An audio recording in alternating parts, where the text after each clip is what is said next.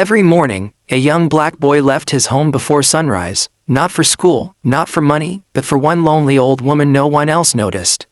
He brought her breakfast with a quiet smile, never knowing that one small act of kindness was being watched, and would soon bring uniformed officers to his front door, changing his life forever.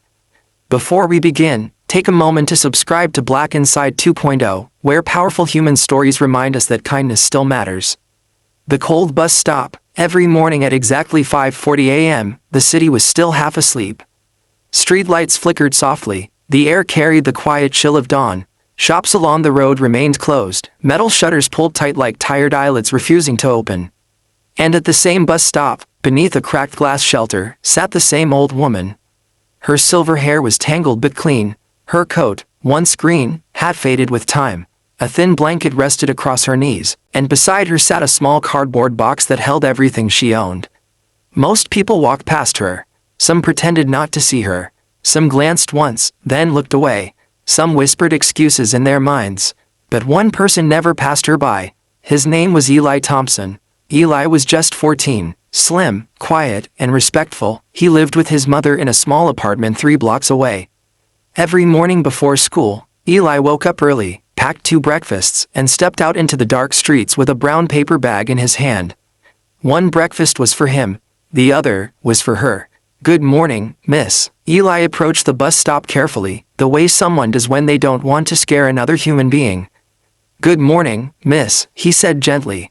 The old woman looked up, her tired eyes lighting up the moment she saw him. "You came again," she said, smiling. "You always do." Eli knelt down and handed her the bag. Inside was a sandwich, a warm drink in a reusable cup, and sometimes a piece of fruit. "I made it before school," Eli said. "I hope that's okay." The woman accepted it with both hands, like it was something precious.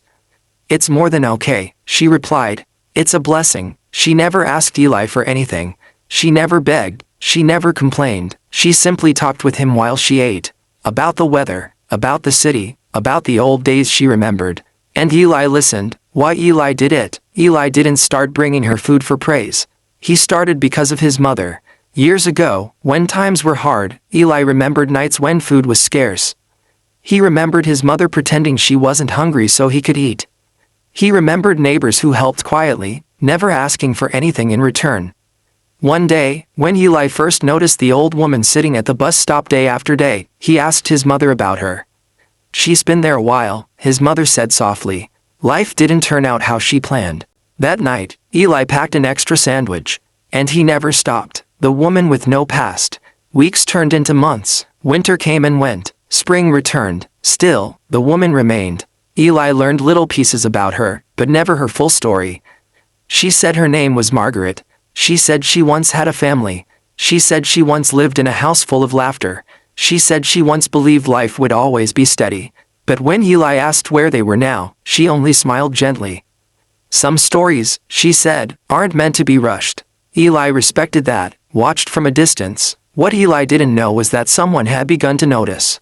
Across the street, inside a parked government vehicle, a man in uniform watched the bus stop carefully. He wasn't watching Eli because of suspicion. He was watching because of recognition. Every morning, the man took notes. Time, behavior, consistency. And every morning, the same thing happened. A boy showed up. He gave food. He showed respect. He left without expecting anything. The man lowered his binoculars and spoke quietly into a radio. "It's him," he said. "The kindness matches the record." A promise long forgotten. Margaret watched Eli walk away one morning and whispered something under her breath. "Just like his grandfather," she said softly. Her fingers trembled as she reached into her coat and touched a small, worn metal hidden deep inside the lining. She hadn't shown it to anyone in years. Not since the promise. The morning that felt different. That morning, the air felt heavy. Eli approached the bus stop as usual, but something was off.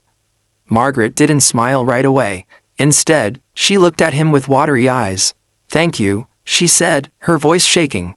"For every morning." Eli laughed nervously. "You don't have to thank me every day." But Margaret reached out and held his hand. "Some kindness," she said, "comes full circle." Before Eli could ask what she meant, several black vehicles slowly turned onto the street. Doors opened, men and women stepped out, standing tall, serious, and dressed in formal military uniforms. Pedestrians stopped, whispers spread, and Margaret stood up for the first time since Eli had known her. She stood straight, proud, and she saluted. Chapter 8, We Need to Speak with You. That afternoon, Eli returned home from school. His mother was in the kitchen when a knock echoed through the apartment.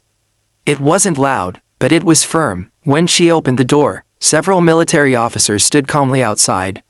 "Ma'am," one of them said respectfully, "we're here to speak with your son." Eli froze. His mother's heart pounded. Neighbors peeked through doors, and Eli had no idea that the breakfast he carried every morning had just changed his future forever. Eli stood frozen behind his mother. The officers at the door were calm, respectful, nothing like what fear paints in the imagination. Their posture was straight, their expression serious but not unkind. "Eli Thompson," one of them asked. Eli swallowed. "Yes, sir, we'd like to speak with you," the officer continued.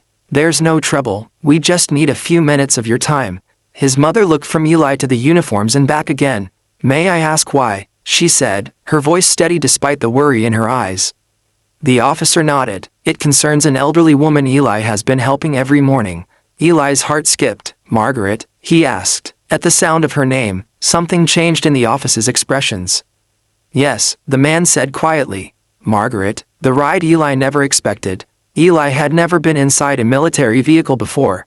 The door closed softly, the engine hummed, no sirens, no rush, just silence. As they drove, Eli stared out the window, replaying every moment with Margaret in his mind.